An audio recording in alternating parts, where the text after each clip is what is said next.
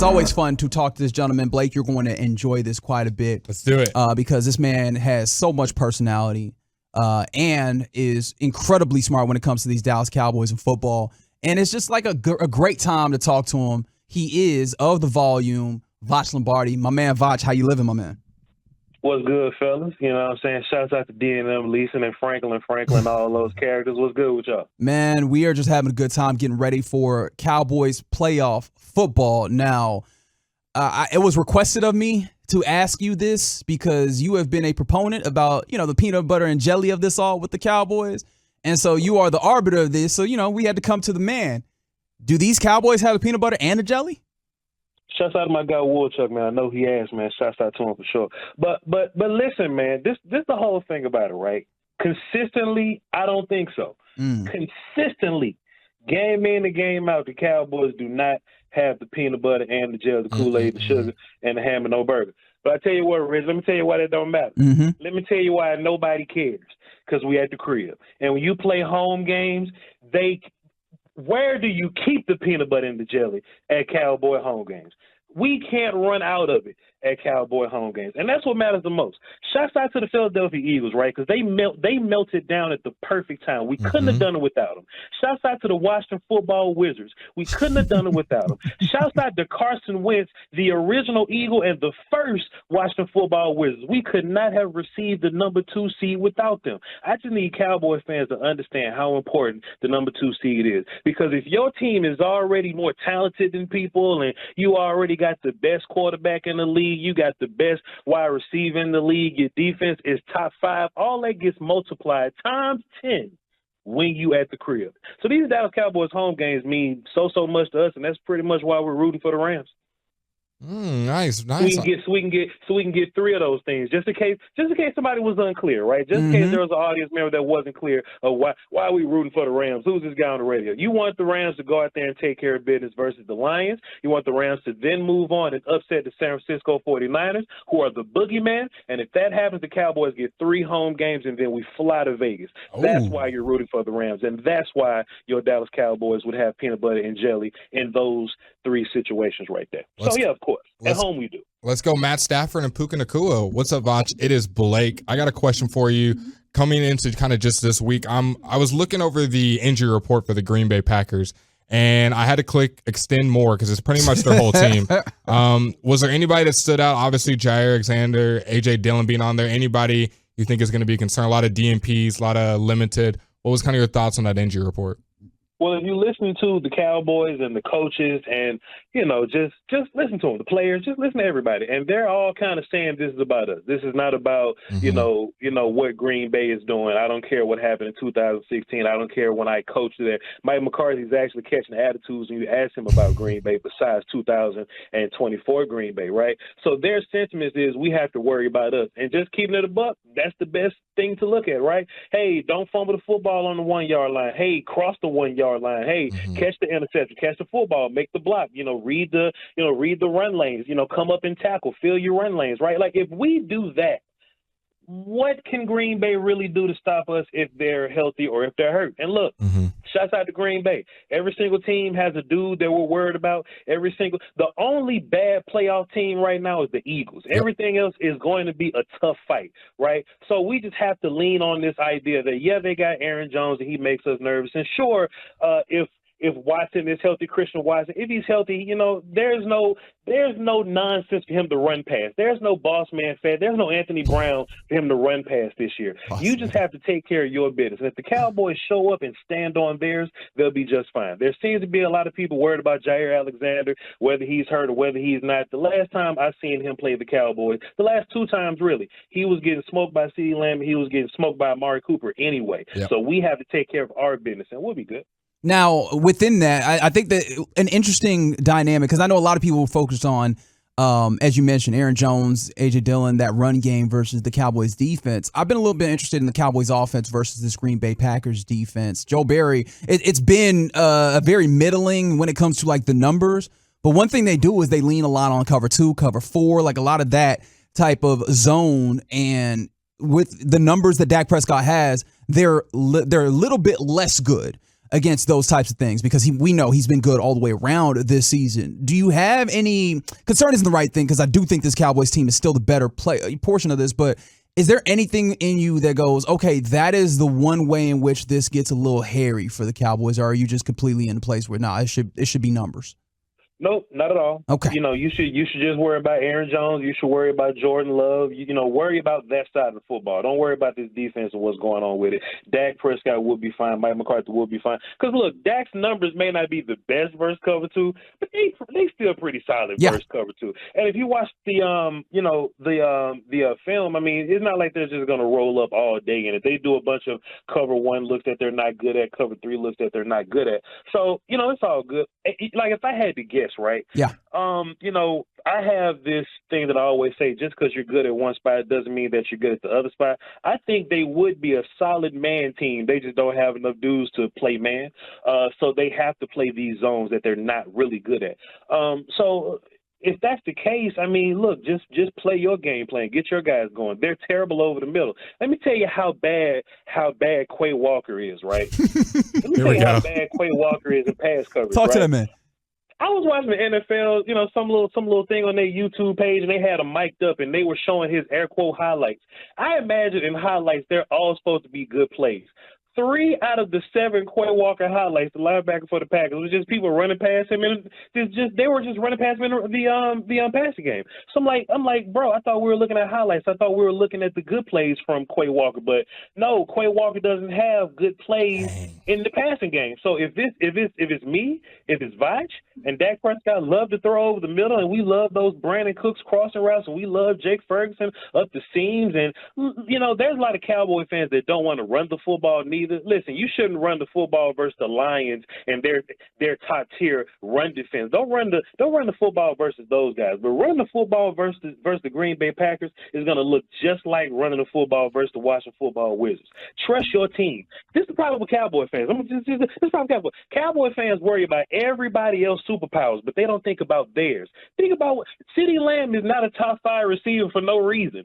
Dak didn't just stumble into this all-pro conversation, into this MVP conversation for no reason. You have top-tier dudes, too. Your defense is top 5 for a reason. And your offense has a ridiculous point differential at the house. Your team has a ridiculous point over differential at your house.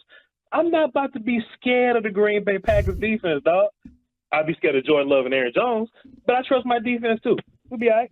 So pivoting off of just the Cowboys, when you're sitting there watching TV, what matchup are you most inclined to watch this weekend? Is it Rams, Lions, one of these other kind of wild card ones? Which one is piquing your interest the most? I want to see the Eagles get beat so bad. I can't wait until Tampa Bay plays against those dudes. But whatever. I think the Browns and Texans will be very interesting because. Fun thing about that matchup, too, that's like our Rams-49ers matchup because if the Browns beat the Texans, and let's just say, Buffalo takes care of business and the Chiefs take care of business, then that 1-seed Ravens play versus the Browns, and the Browns give those dudes trouble. Yep. So that might be a situation where, you can get your 1 seed knocked off in the AFC. So that'll be interesting to look at. I think the Chiefs and Dolphins will be a hot ghetto mess. I almost cussed on your show. But Appreciate you not doing that, by the way. I think that'll be a high ghetto mess. It's -30. It's going to be cold and windy. That's 2 passing teams, and Tua shivers in 90-degree weather, let alone -30. I just think that's going to be nonsense, but we're not going to watch that because it's on Peacock anyway. But I think we should all be tuned into Lions-Rams. I think that's the big match besides Cowboys we should be looking for. I'm with it. I kind of want to get back to this Cowboys team. We were just talking about who we look at as X factors, not just for this game, but for this playoff run. I'm interested from your perspective, like taking X factor however you want to. Who are you looking forward to being an X factor for this Cowboys team during their run? Of course, if your quarterback plays the way that he should play, then we'll be fine. If your wide receiver 1 does his thing, if number 11 gets held and they don't call it, but he somehow takes 3 offensive linemen with him, then cool, we'll be good. But just some, we're not talking about these guys for real. Right. Like if 90 gives you 3 of those games, you know what I'm saying? Like he already does this thing in the run game, and we always talk about being nervous about run defense. Well, sometimes D-Law can just take over a game by himself. Donovan Wilson has just taken over games by themselves, just as run defense guys. So if they're on, then they'll be good. But mostly what I'm really, like the one thing that can unlock this whole entire offense is Brandon Cooks. And there's a lot of Cowboy fans that'll look at his numbers. He'll 607 or so, yards receiving, but I don't look at his receiving yards. I'm looking at his touchdowns, right? He may not be a 1,000-yard receiver, but he got 8 touchdowns, and that's the most he's had since 2017. So that little corner route to the back right of the end zone, Dak and Brandon Cooks go crazy with that. So if we live in this world where teams are going to try to take they're going to try to take CeeDee Lamb away from you, and it's not going to work. But they have tried to take Jake Ferguson away. They tried to bracket him. Cool, bracket Jake Ferguson. We need to take advantage of the idea that Brandon Cooks may just be one-on-one with some scrub. If we can take advantage of that, there's not going to be a whole bunch that can let you down in terms of Cowboys offense production. And this has been a conversation, especially at this station, for last couple of weeks. And I'll ask you, Voch, how confident going into the playoffs, even though it's looked better the last couple of weeks, how confident are you in the Cowboys' run defense going into the playoffs against these better running teams? I think run defense is sort of a myth. I think we just remember the terrible headlines and the highlights and things like that. Of course, we remember what James Conner did, what James Cook did, and what Miles Sanders did in Carolina, right? Those are your 3 big run days, right? But don't forget about what you did to Breece Hall. Don't forget about what you did to Christian McCaffrey, held him under 60. Don't forget about what you did to Saquon twice, DeAndre Swift. Think about that duo of guys with the Lions or the duo of guys with the Dolphins. You shut down more solid run games. Let's say limited. I think that's fair and that's more professional and appropriate. You've limited you've limited more top tier run games than you've gotten whooped by run games. You've only really gotten whooped 3 times. So I think that's kind of a misconception. It's not like every team just lines up, like back in the Mike Nolan days maybe, but nowadays not as much. But we're at home. Nobody do this. Look, when I was talking about James and Miles, that was at their house. We're at home. We got the peanut butter and the jelly at home. So just magically the run defense gets better at home. I can't explain it. It's not tangible, but it's happening. So I'm just going to lean on that. We're talking to our buddy Voch Lombardi of The Volume. You want to keep up with this man. He's, as you could tell, energetic, great, smart, all these things, all the adjectives. With that being the case, the people saying you're preaching, so I want to give you an opportunity to preach some more. What's something that everybody else has just gotten wrong about these Cowboys going into the postseason? Well, there are still people that are listening to your beloved station right now that think Dak Prescott is a scrub. There's some people that are listening right now that, they want to fire Mike McCarthy. Let's do this. Mike McCarthy, right? Okay. Let's just do this, right? Yeah. So it's funny, Cowboy fans, there are some that want to get rid of him. When was the last time y'all seen 12-5 3 years in a row, right? That ain't just easy to do, and the 49ers have been the boogeyman, but besides the 49ers, you've done a pretty decent job. It's just this postseason thing, and postseason is the hardest football to try to figure out. So yeah, give Mike McCarthy more than the 3 years that we've had, the 3 attempts that we've had. Give him time.